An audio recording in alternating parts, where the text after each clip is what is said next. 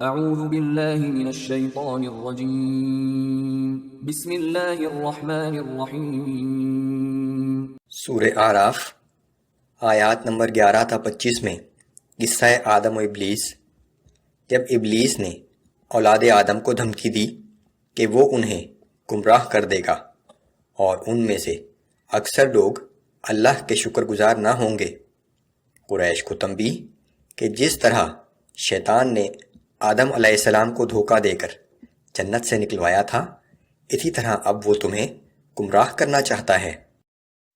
اعوذ باللہ من الشیطان الرجیم وَلَقَدْ خَلَقْنَاكُمْ ثُمَّ صَوَّرْنَاكُمْ ثُمَّ قُلْنَا لِلْمَلَائِكَةِ اسْجُدُوا لِآدَمَ فسجدوا إلا إبلیس لم يكن من الساجدین۔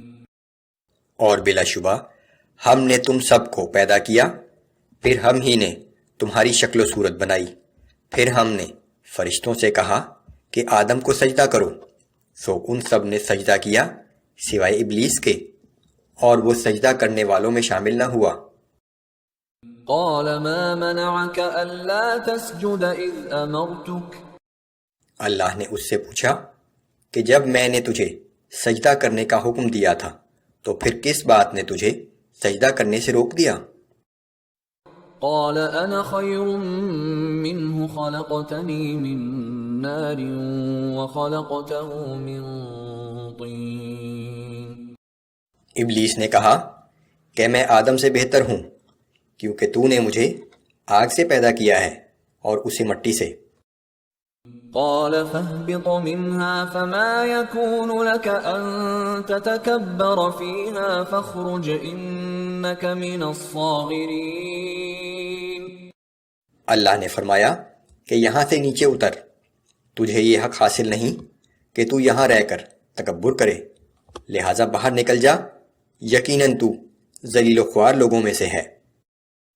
قال انظرنی الى یوم یبعثون۔ ابلیس نے کہا کہ مجھے اس دن تک کے لیے مہلت دے جس دن مردوں کو زندہ کر کے اٹھایا جائے گا۔ قال انک من المنظرین۔ اللہ تعالیٰ نے فرمایا کہ تجھے یہ مہلت دی جاتی ہے۔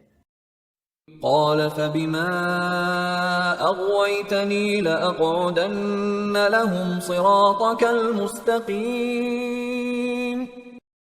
ابلیس نے کہا کہ جس طرح تو نے مجھے گمراہی میں مبتلا کیا ہے تو اب لازماً میں بھی تیری سیدھی راہ پر ان انسانوں کی گھات میں بیٹھ جاؤں گا۔ ثم لآتينهم من بين أيديهم ومن خلفهم وعن أيمانهم وعن شمائلهم ولا تجد أكثرهم شاكرين۔ پھر میں ان کے آگے سے اور پیچھے سے اور دائیں سے اور بائیں سے ان کے پاس بہکانے کے لیے آؤں گا، تو ان میں سے اکثر کو شکر گزار نہیں پائے گا۔ قال اخرج منها مذءوما مدحورا لمن تبعك منهم لأملأن جهنم منكم أجمعين۔ اللہ تعالیٰ نے فرمایا کہ تو یہاں سے ذلیل و مردود ہو کر نکل جا، بنی آدم میں سے جو کوئی تیری پیروی کرے گا تو جان لے میں ضرور تم سب سے دوزخ کو بھر دوں گا۔ وَيَا آدَمُ اسْكُنْ أَنْتَ وَزَوْجُكَ الْجَنَّةَ فَكُلَا مِنْ حَيْثُ شِئْتُمَا وَلَا تَقْرَبَا هَذِهِ الشَّجَرَةَ فَتَكُونَا مِنَ الظَّالِمِينَ۔ اور اے آدم، تم اور تمہاری بیوی دونوں اس جنت میں رہو، اور جس جگہ سے چاہو تم دونوں کھاؤ، مگر اس مخصوص درخت کے قریب بھی نہ جانا، ورنہ تم نافرمان اور گناہ گاروں میں سے ہو جاؤ گے۔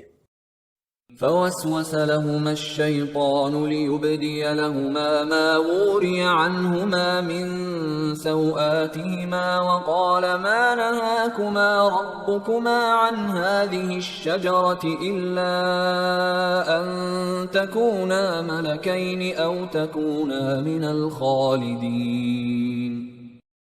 پھر شیطان نے ان دونوں کے دلوں میں وسوسہ ڈالا تاکہ ان کی شرمگاہیں جو ایک دوسرے سے پوشیدہ تھیں ان پر ظاہر کر دے، اور کہنے لگا کہ تمہارے پروردگار نے تمہیں اس مخصوص درخت سے صرف اس لیے روکا ہے کہ اس درخت کا پھل کھا کر کہیں تم فرشتے نہ بن جاؤ یا تم یہاں ہمیشہ رہنے والوں میں نہ شامل ہو جاؤ. وقاسمهما إني لكما لمن الناصحين. اور شیطان نے قسمیں کھا کر ان سے کہا کہ میں تمہارا سچا خیر خواہ ہوں. فدلاهما بغرور. چنانچہ شیطان نے ان دونوں کو دھوکہ دے کر آہستہ آہستہ اپنی بات پر مائل کر ہی لیا. فلما ذاقا الشجرة بدت لهما سوآتهما وطفقا يخصفان عليهما من ورق الجنة. پھر جیسے ہی انہوں نے اس درخت کو چکھا تو ان کے سطر ایک دوسرے کے سامنے کھل گئے اور وہ اپنے جسموں کو جنت کے پتوں سے ڈھانکنے لگے. وناداهما ربهما ألم أنهكما عن تلكما الشجرة وأقل لكما إن الشيطان لكما عدو مبين. اس وقت ان کے رب نے انہیں پکارا کہ کیا میں تم دونوں کو اس درخت کے قریب جانے سے منع نہ کر چکا تھا، اور میں نے تم سے یہ نہیں کہہ دیا تھا کہ بے شک شیطان تم دونوں کا کھلا دشمن ہے.